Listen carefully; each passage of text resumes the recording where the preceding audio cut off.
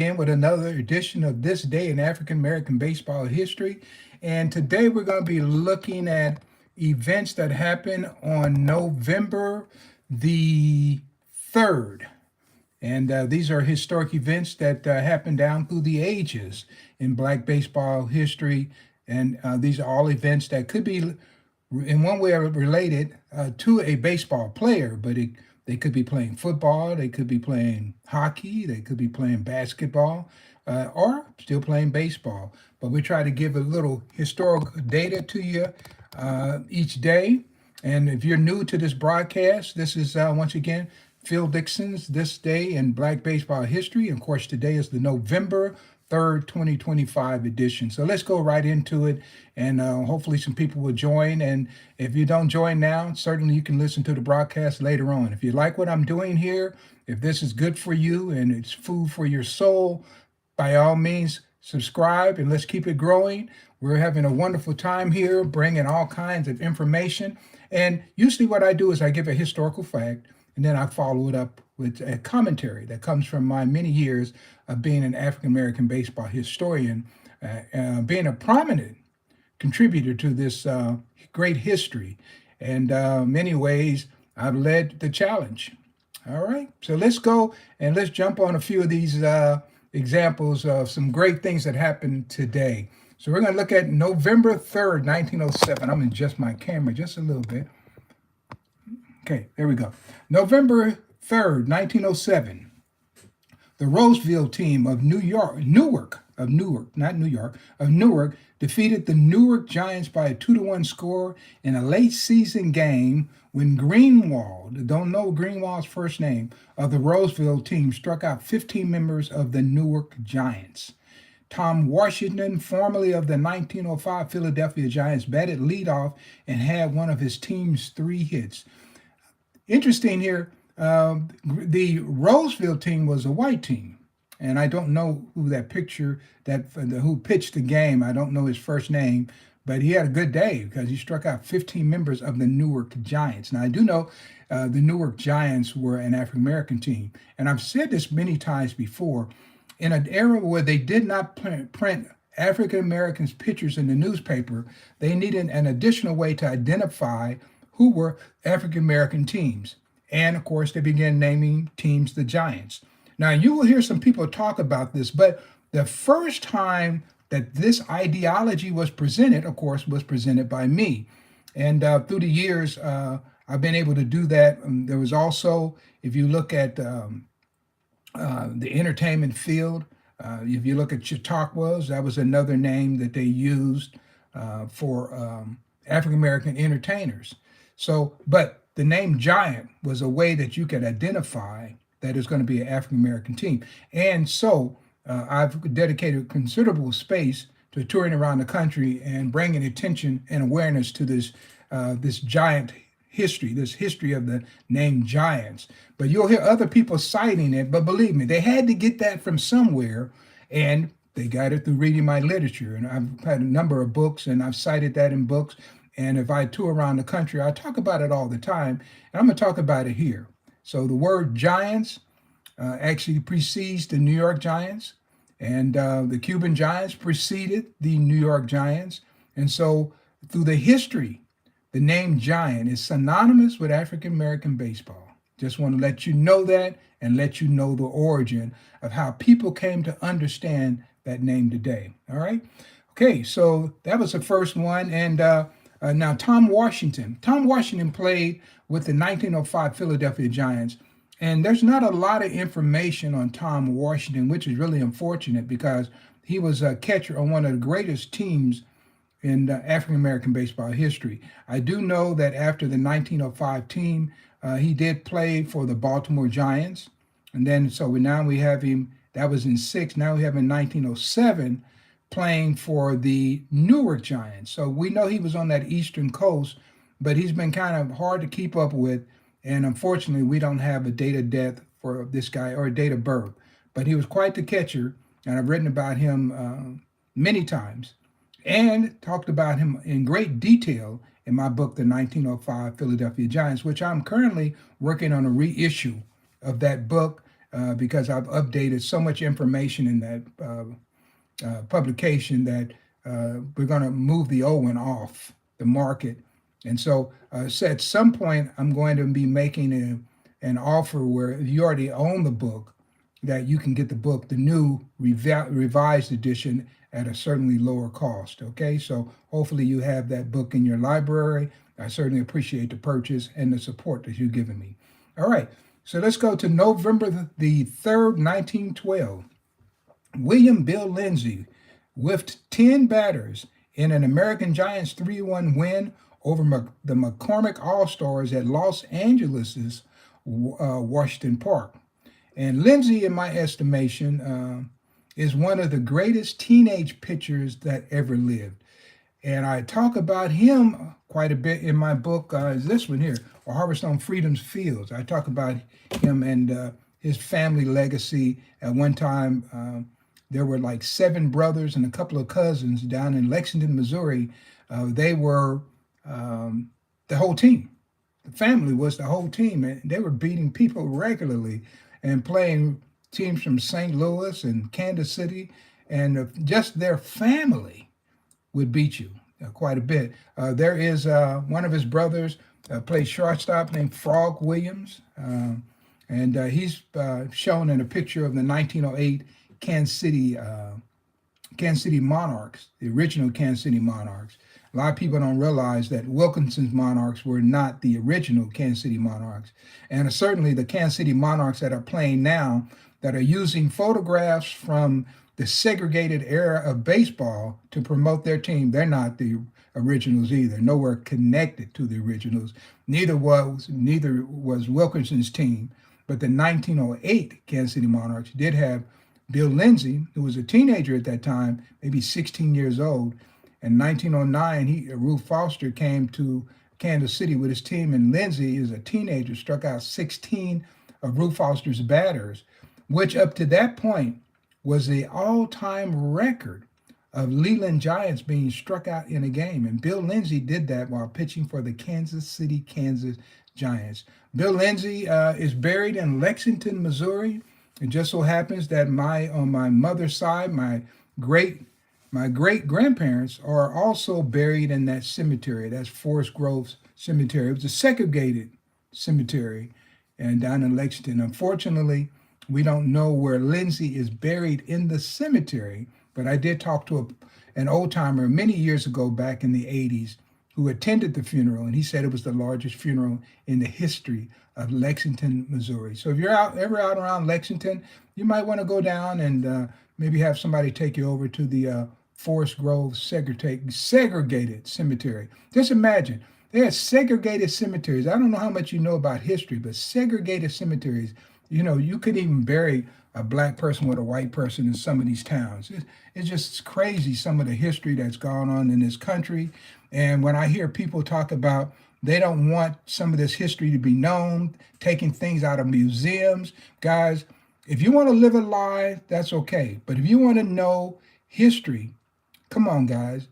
Listen to real historians who can tell the story, people who've lived this history. I've presented in Lexington a number of times, actually helped them on a cleanup that they had at that cemetery. So somebody asked me, what's my channel about? Well, if you go back to the very beginning, it'll tell you about my whole channel is about African-American baseball history and bringing recognition to players, individuals, and events that occurred through the history of America that aren't being covered. That's what I do. And so people will take this broadcast and they can break it down and go whichever direction they want to go. But you want to hear from a real historian, somebody who's lived the actual history that I'm writing about. So I think probably in the last 45 years, I doubt if there's anyone who has appeared in more places than Phil Dixon and traveled to more cities than Phil Dixon. I doubt if there's anyone alive who can make that boast who is writing on this topic of African-American baseball. Just know that. I'm also very proud of the fact that in 45 years of speaking and presenting, I've only been late one time. One time I've been late in 45 years, guys, and we're talking about well over 1,000 personal appearances, guys. That's an excellent record. So I'm proud of a lot of things, and that one I'm really proud of because it shows consistency. And the history I'm giving you today is also part of that consistency. All right. So let's go to the next one. November the 3rd, 1912. Okay, we're in Chicago. So remember the Chicago American Giants on November the 3rd, 1912, the American Giants are playing in Los Angeles. But back in Chicago, the Chicago Union Giants uh, defeated the Marlies team in a 2-1 final at the park located at Elston and Cadiz Avenue in Chicago.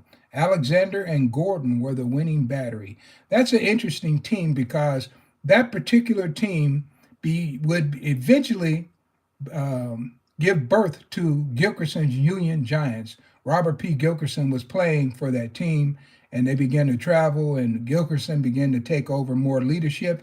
And within a few years, he's going to have the Gilkerson Union Giants, which is going to be a prominent team all through the rest of the teens and into the 1930s. And so we're going to be talking about him quite a bit because Gilkerson also had a basketball team. His wife ran a famous restaurant. She was famous for her fried chicken in Spring Valley, Illinois. I've been there, presented there, and they're up around Peru, Illinois. Been there and presented. And these are areas where I've been and just trying to deliver this history. I also have been to the cemetery where Robert P. Gilkerson passed away and is buried. And unfortunately, he fell on hard times later in his life. His wife lost her restaurant. She passed away, and he committed suicide. So one of the sad chapters, but this was truly a great man. And he was a very fair-skinned individual. And he was so fair-skinned that many people thought he was white. And a lot of times he could pass for white. They just couldn't tell. So this is basically history. Somebody wants to ask me a question. Let me see if I can jump this question without getting back. Can you please answer the question? Okay, he said, who was the first African-American baseball player? Man, I can't answer that because I can tell you the first player to play for pay was Bud Fowler. And that was about 1880, 1884 with the Lynn Live Oaks. But the first African-American player to play, say, in the American National or American Association, which they considered the, quote, major leagues, which I don't always consider it the, quote, major league, was Moses Fleetwood Walker, and he played with Toledo. And so, yeah, I think Fowler was 1870 something, and then Walker would have been about 1884 with Toledo. So I just give you a little bit of history, but also those are questions that you might want to go to AI and see what AI has to say, because AI is going to look at it differently than maybe I would. And so, but I don't think that you can come up with a first African-American baseball player. Hopefully that answers your question. We, as a group, African-Americans have been playing baseball since before the Civil War. So just want to let you know that. Okay, so we got the November the 3rd, 1912. Now let's go to November the 3rd, 1913. Now, baseball's National Commission, in their annual meeting held in Philadelphia, Pennsylvania, began a radical discussion about allowing baseball players from the American National League to compete against semi-professional teams, mainly African-American teams. And we know this because when the article I read, it cited Walter Johnson's game against the Mohawk Giants, but it did not cite any other, quote, semi-professional team. And of course, they didn't want to give the African-American teams, and there were many at that time, the designation of being professional because they want to play these guys on Sundays. And in certain areas, they wouldn't allow professional baseball to be played on Sundays. So they tried to tag them as amateur, and it was just all a game. The truth of the matter is many of these guys were much better than some of the players you had in the American National League. So anyway, Yeah, they had this meeting, and one of the people at the meeting, one of the officials, he stated, said, "In my mind, they're talking about these games they were playing. He said it lowers the dignity of major league major leagues to allow players to take part in these games." And the reason why he said that is because they were getting embarrassed because they were getting beat all the time. And so this is kind of history that they don't really share with you. And so I like to talk about it and tell people about it. So that just gives you an idea of a meeting they were having. And this is the upper echelon of baseball who's having this meeting, and they're deciding that, hey, it lowered the dignity, man, that's a powerful statement, of Major Leagues Baseball to allow their highly publicized stars to take part in such games. All right. Okay. So let's go to, we just got a couple of more. November 3rd, 1914.